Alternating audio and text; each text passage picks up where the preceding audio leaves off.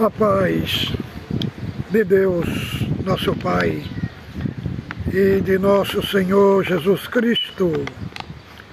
Mais uma vez estamos aqui no canal para gravarmos mais um vídeo para o canal. Você que não é inscrito no nosso canal, mas que assiste nossos vídeos, por gentileza, inscreva-se no nosso canal, clicando aí abaixo, e você receberá todos os nossos vídeos que subir na plataforma digital, o YouTube lhe comunicará através de uma notificação. Deus abençoe a todos os nossos irmãos que têm compartilhado os nossos vídeos com seus amigos, familiares, parentes, amigos, e que têm nos ajudado a divulgar esse nosso conteúdo aqui da plataforma digital do YouTube, que é uma plataforma global. O nosso assunto é um assunto genuíno, alinhado, coeso com as Escrituras Sagradas. Trazemos aqui um conteúdo pautado nas Sagradas Escrituras, fazendo uma análise dos textos bíblicos e trazemos uma interpretação coerente com os textos bíblicos para enfatizar a nossa fé. Nosso compromisso é um compromisso genuíno. O conteúdo que trazemos aqui é um conteúdo para abrir a sua mente, que você tenha um conteúdo mais abrangente da sua fé, que possa defender a sua fé com fidelidade nos textos bíblicos. Sabemos que ultimamente nós temos muitos teólogos ateus. Como que pode ser um teólogos ateus? É teólogos que se formaram nas universidades, para combater a Bíblia, para falar que as Escrituras não é a palavra de Deus, para falar que as Escrituras têm muitos erros e contradições, mas nós temos uma base muito gigantesca, tanto nos manuscritos, nos codex sinaítico, vaticano, alexandrino. A diferença dos manuscritos do século IV para o do século VIII são mínimas. São algumas diferenças, como 5 de 1 João, versos 7 a 8, a muda é adúltera, final ali de Marcos 16, são essas diferenças. Mas, no mais, temos muito documento que prova a inerrância da Sagrada Escritura. O nosso vídeo de hoje, como já tem entrado muitos irmãos novos no canal, e então o vídeo de hoje nós vamos abordar o que é a declaração judicial de Deus. O que significa essa declaração? Irmãos, Romanos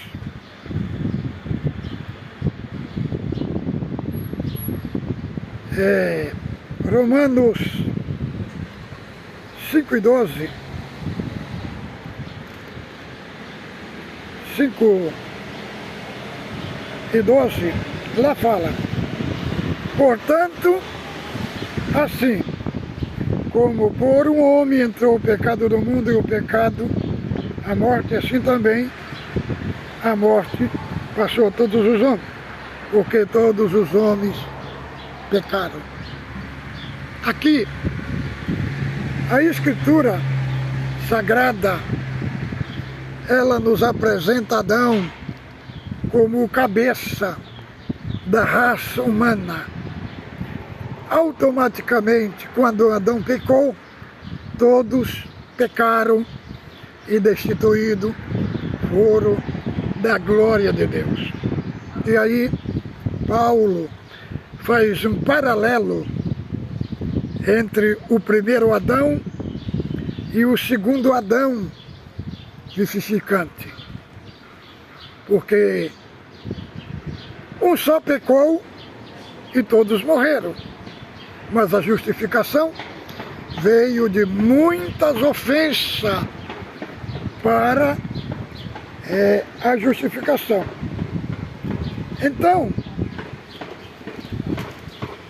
nós vemos que o 17, pela ofensa de um por meio de um só, reinou a morte e muito mais os que recebem a abundância da graça e o dom da justiça reinarão em vida por meio de um só, saber Jesus Cristo. Pois assim como com uma só ofensa veio o juízo sobre todos os homens para condenação, assim também por um só ato de justiça veio a graça sobre todos para a justificação e a vida. E aqui nós vemos entrar em cena o segundo Adão, o Adão vivificante, como por um só ato de justiça veio a justificação sobre todos. Romanos, capítulo 5, verso 1 diz: justificado, pois mediante a fé temos paz com Deus por meio de nosso Senhor Jesus Cristo. Aqui entra justificado mediante a fé. Veja bem, a salvação não é pela fé, mas mediante a fé. Aqui, o apóstolo, ele coloca a fé como meio. Então, o que isso significa? Significa que a fé é uma causa instrumental da salvação. Por meio da fé, nós nos apropriamos da causa meritória, que é a morte, que é o sacrifício de Cristo. Agora, que fé é essa que nós nos apropriamos? Será que é a fé só do crer? Não, irmão. Porque diz a palavra lá em Tiago que até os demônios creem, estremece e não obedece. Então, essa fé é uma fé mais plena, é uma fé de uma confiança mais plena, que envolve o arrependimento. Cristo, no capítulo 1, do verso 1 de Marcos, capítulo 1, do verso 15, ele fala: arrependei-vos e crede no Evangelho, para serdes salvos. Então, aqui nós vemos a fé e o arrependimento como uma alma gêmea, duas almas gêmeas, uma ligada na outra. Não existe fé sem arrependimento e nem arrependimento sem fé. Esses dois pré-requisitos da salvação opera no homem quando ele crê. Então, irmão, o arrependimento, ele aponta para o pecado e a fé aponta para Deus. O arrependimento é quando o homem reconhece que ele é um perdido, que ele é um pecador, que ele é um maldito. Então, Este arrependimento provoca tristeza nele, como disse o apóstolo Paulo, lá em 2 Coríntios capítulo 7, verso 2. O arrependimento, segundo Deus, opera a tristeza. Por quê? Porque a pessoa tem o reconhecimento de que o seu pecado feriu ao Criador, feriu a Deus, então ele sente tristeza. Já o perdão é outra parte, ele produz alegria. Então, aí a pessoa nasce da água, aí nasce para Deus. Agora, vamos falar aqui desta obra sublime da salvação, que é a justificação, que é a declaração judicial de Deus. Agora, o que significa justificação? Irmãos, como pode um Deus santo e justo justificar o ímpio? Parece incoerente, parece que isso comprometeria a Deus. Porque na lei aí, perante os homens, quem é justificado é o que não deve nada, é o que é inocente. E agora, como Deus sendo justo, justifica o ímpio e ele permanece justo. Como que isso aconteceu? Deus enviou o seu Filho amado, nascido de carne, nascido sob a lei, 100% Deus e 100% homem. E aí Cristo veio, pegou a nossa dívida, que é o nosso pecado, a nossa conta impagável, que nós não tínhamos como pagar, e aí ele creditou na sua conta na cruz. E aí o que aconteceu? Qual é os benefícios que nós herdamos da morte de Cristo? O primeiro benefício é que nós fomos inocentados perante o tribunal florense e judicial de Deus. Nós fomos inocentados, todos os nossos pecados foram anulados, foram cancelados, os nossos pecados no passado, no presente e no futuro foram anulados. Então, foi imputado em Cristo, foi imputado em Cristo as nossas ofensas e foi imputado em nós a sua justiça. Então, pela declaração judicial de Deus, nós fomos inocentados. Agora tem outra parte da imputação, que Deus pegou a justiça do seu Filho e aplicou na nossa vida. Aplicou na nossa vida. Agora, quando Deus olha para nós, Ele não vê mais um perdido, Ele não vê mais um maldito, mas quando Ele olha para nós, Ele enxerga o quê? A justiça de Cristo. Nós somos justos diante de Deus, não pela nossa justiça, mas pela justiça de Cristo, porque Deus nos declarou justo. Os benefícios da morte de Cristo foram aplicados na nossa vida.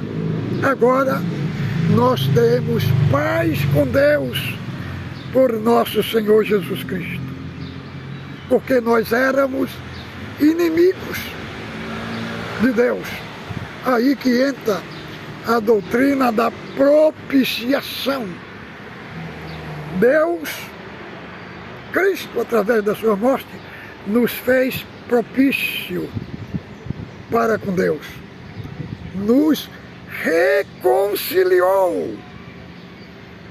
Agora nós temos paz com Deus. Estamos em paz. Já não estamos mais em inimizade, porque a inimizade foi derrubada. A parede da separação foi derrubada. A cédula que nos incriminava, ela foi cravada na cruz.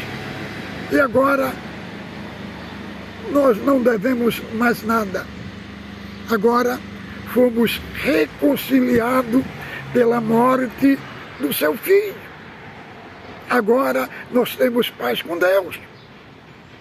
E outra grande benefício que foi depositado na nossa conta foi o mérito da justiça de Cristo. Porque agora o mérito eterno, o mérito da justiça de Cristo incalculável, foi depositado agora na nossa conta. Agora é o crédito que foi depositado, irmão. Não é um crédito que nós adquirimos. Não, o crédito que nós adquirimos não serve para nada.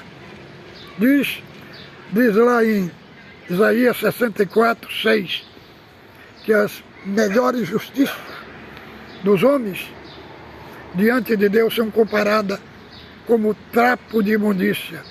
E sabe qual que é o trapo de imundícia? Hoje as mulheres usam absorvente no seu ciclo menstrual. No tempo lá de Israel, o absorvente era o trapo de imundícia. Então, o profeta compara nossas melhores justiças como o absorvente de uma mulher, como um trapo de imundícia. É por isso que no jardim do Éden, quando Adão pecou, que eles viu que estava nus, eles colheram folhas de figueira e fizeram veste para se cobrir. O que foi que Deus fez? Deus tirou toda aquela veste de figueira, que representa a obra humana, tirou aquilo dele, matou um cordeiro, da veste, do couro do cordeiro, fez uma veste para vestir o homem, representando aquele cordeiro, representando Cristo. Cristo ia morrer para vestir a nudez do homem.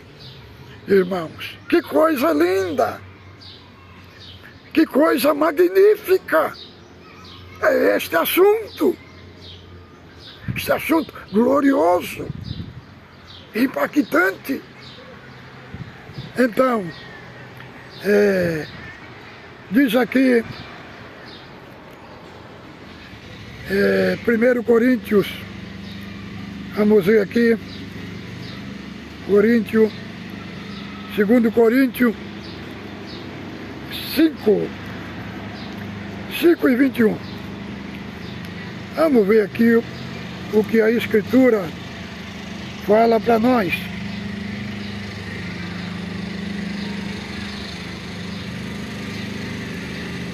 Versículo 21.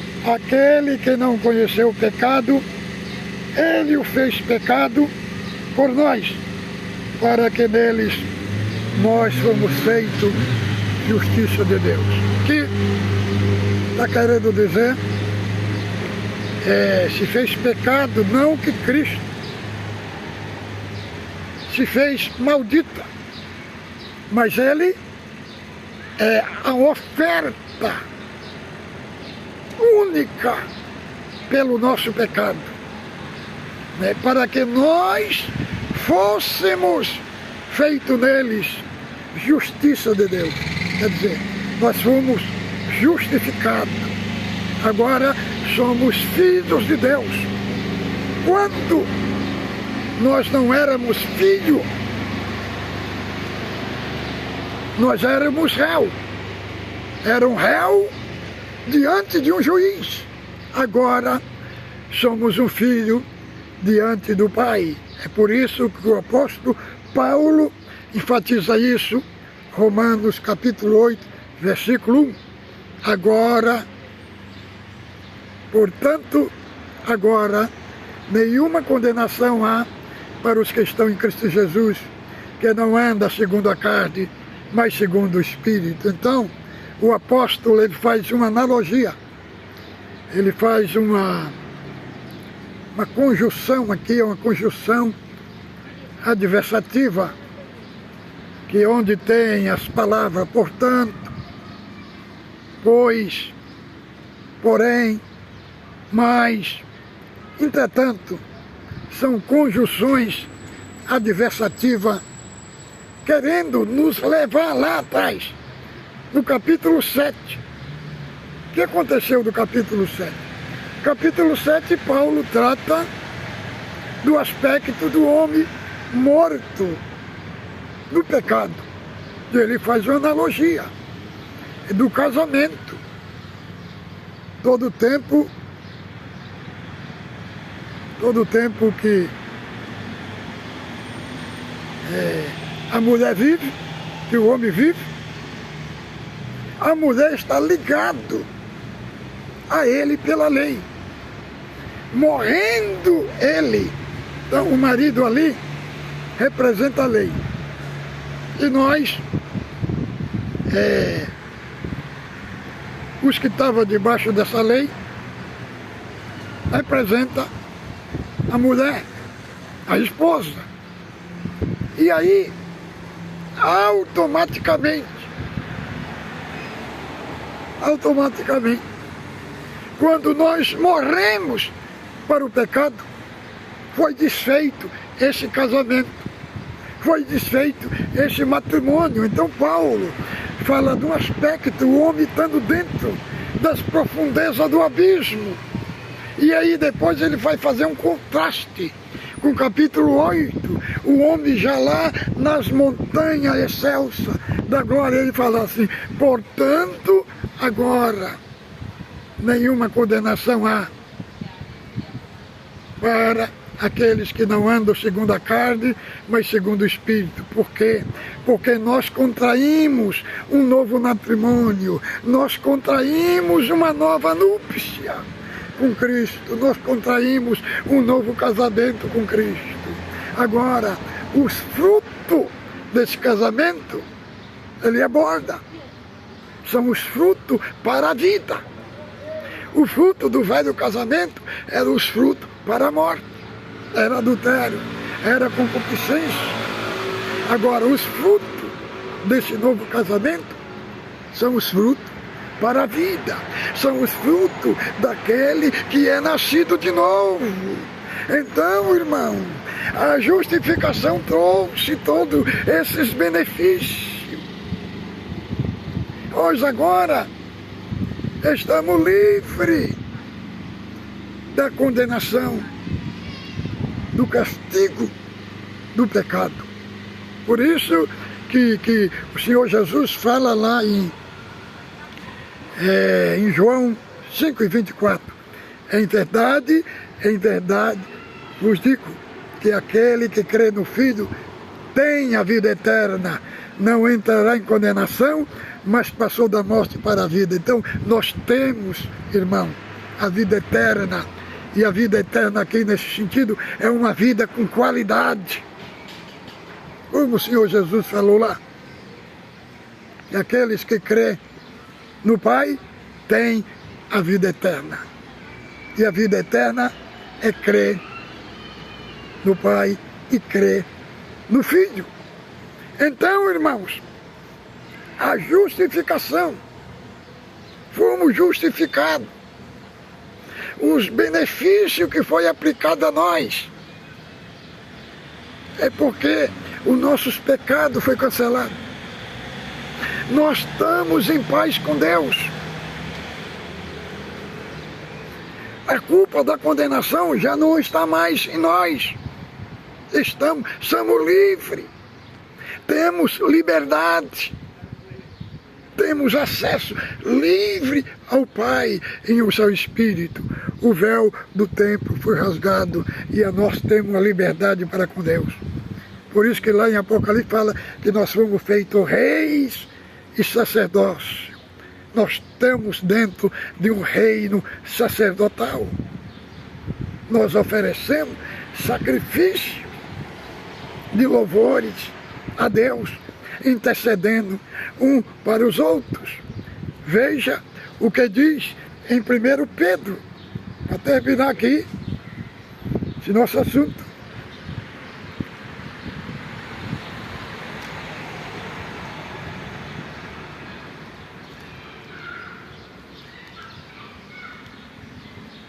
Olha, Pedro 2:5. Também vós mesmos, como pedras que vive, sois edificados casa espiritual, para ser de sacerdócio santo, a fim de que oferecemos sacrifício espiritual agradável a Deus, por intermédio de Jesus Cristo. Por isso está aí na Escritura: eis que eu ponho em Sião uma pedra angular, eleita e preciosa, quem crê nela não será de modo algum envergonhado. Para vós outros, portanto, os que credes, é a pedra preciosa, mas para os que não credes, nem a pedra construtores rejeitaram, e essa foi posta. Pedra angular, pedra tropeço. Rocha são estes que tropeçam na palavra. Vós, porém, sois raça eleita, sacerdócio real, nação santa, povo de propriedade exclusiva. Veja, irmão, coisa ali. Nós somos povo de uma propriedade exclusiva de Deus, a fim de que proclamardes a virtude daquele que vos chamou das trevas para a maravilhosa luz. Então, tudo isso foi o benefício da morte de Cristo, que nos trouxe o benefício da sua morte, da sua ressurreição, foram aplicados na nossa vida. Então, fique com Deus, ósculo santo, no vosso coração.